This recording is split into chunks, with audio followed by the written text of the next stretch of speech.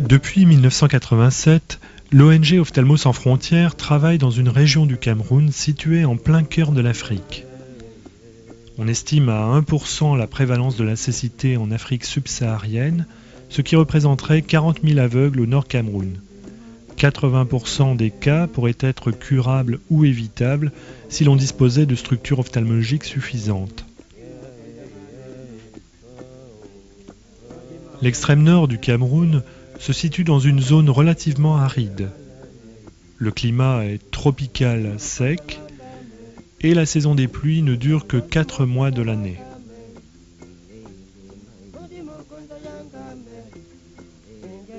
Seulement 2 fleuves, le Logone et la Benoué, irriguent cette région de 150 000 km². L'agriculture est la principale ressource de la région. Elle reste essentiellement vivrière. L'élevage est relativement développé par certaines ethnies, arabes et mbororo.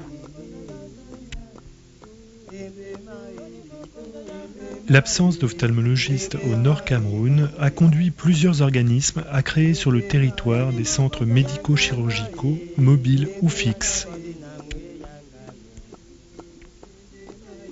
Les centres Ophtalmo Sans Frontières en activité sont actuellement ceux de Maroua, Yagua, Lagdo et Kolofata.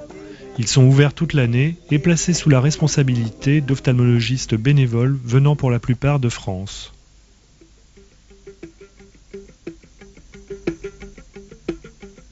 La base logistique est située à Garoua, ville principale du Nord.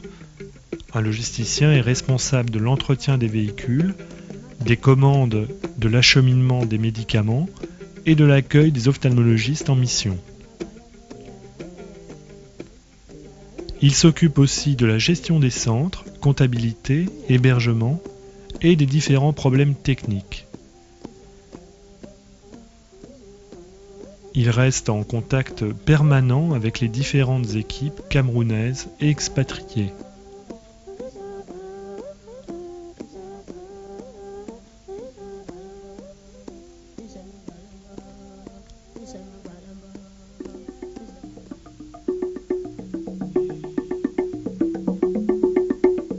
Chaque centre dispose de tout le matériel nécessaire à la consultation. Échelle d'acuité visuelle, lampe à fente et appareil de Javal, lunettes et médicaments divers. Les patients consultent dans les centres ou dans les dispensaires voisins lors des tournées de dépistage.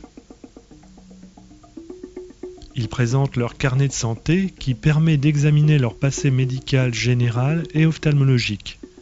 Toutes les consultations et interventions y sont notées avec soin.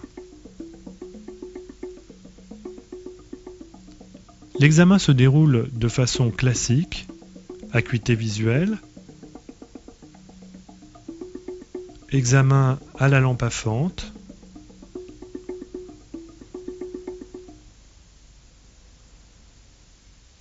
fond d'œil à l'ophtalmoscope et prise de tension oculaire systématique après 40 ans. Une étude de plus de 4000 consultations a montré que les principales pathologies rencontrées sont la cataracte, 31,7%, les conjonctivites, 19,4%, les troubles de réfraction, 11,9% des cas, les atteintes cornéennes, 8%, le glaucome, découvert le plus souvent au stade terminal, 6%. La prescription de collyres antibiotiques ou anti-inflammatoires représente le quart des traitements proposés. La chirurgie de la cataracte, 29,4%. Dans 19,4% des cas, aucun traitement n'était utile ou réalisable. Des verres correcteurs sont prescrits dans 10,8% des cas.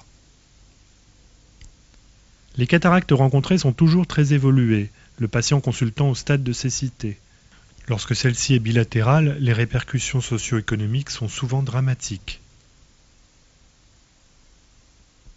Le deuxième motif de consultation est la conjonctivite. Elle va spontanément s'aggraver en l'absence d'hygiène et de traitement. Les conditions sanitaires des populations pauvres de cette région sont responsables de maladies spécifiques, dont le trachome. L'entropion trichiasis est le stade ultime de la maladie, responsable d'opacité cornéenne irréversible. En l'absence de traitement chirurgical adéquat, les patients sont contraints à l'épilation répétée des cils. Le trouble de la réfraction le plus fréquemment rencontré est la presbytie.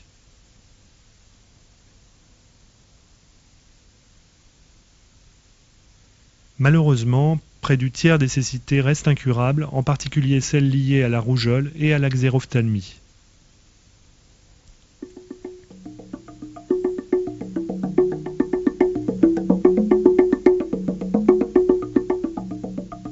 Dans chaque bloc opératoire, le chirurgien dispose d'un microscope à éclairage coaxial, de plusieurs boîtes d'instruments stérilisées au Pupinel, de sutures stériles de monofil 10-0. Certains produits sont reconditionnés et stérilisés au trioxyméthylène. Des gants stériles sont utilisés pour chaque intervention.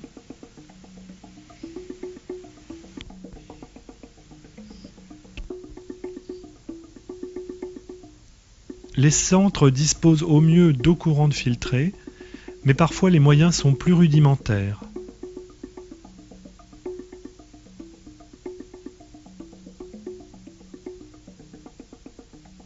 Les champs et les casaques sont lavés et repassés soigneusement, puis stockés dans des récipients plastiques contenant du trioxyméthylène.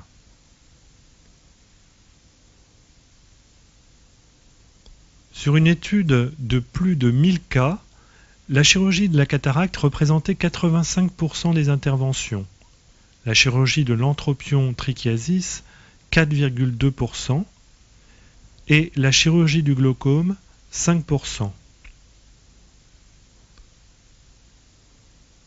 Les interventions sur le segment antérieur s'effectuent de la manière la plus aseptique possible. L'utilisation péropératoire de bétadine et d'antibiotiques diminue fortement les risques d'endophtalmie. Le binoculaire d'aide facilite la formation du personnel soignant aux différents gestes opératoires.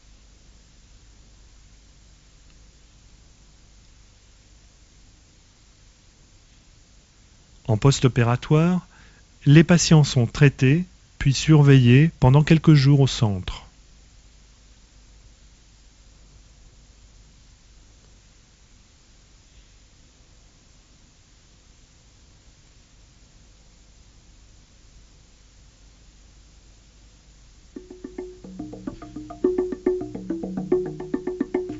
Depuis 1987, 200 ophtalmologistes et 40 infirmiers et orthoptistes bénévoles se sont succédés dans 7 centres OSF.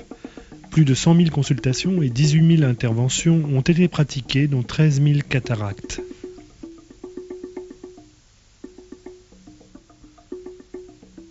Aujourd'hui, la formation du personnel soignant est une priorité, afin d'assurer l'autonomie prochaine des centres.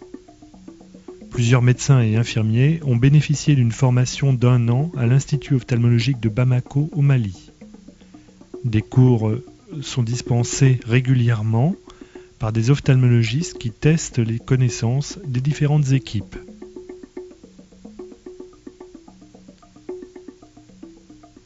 Déjà, le centre de Yagua fonctionne de façon quasi autonome grâce à 2 infirmiers et un interprète.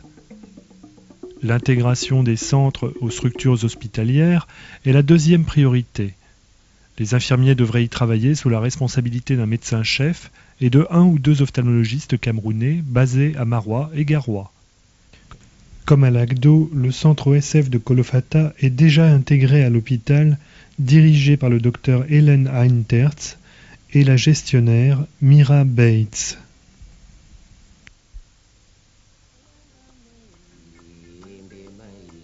Ainsi, à l'avenir, Ophtalmos sans frontières pourra se contenter d'un appui logistique pendant quelques années afin de consolider cette action humanitaire au Nord Cameroun.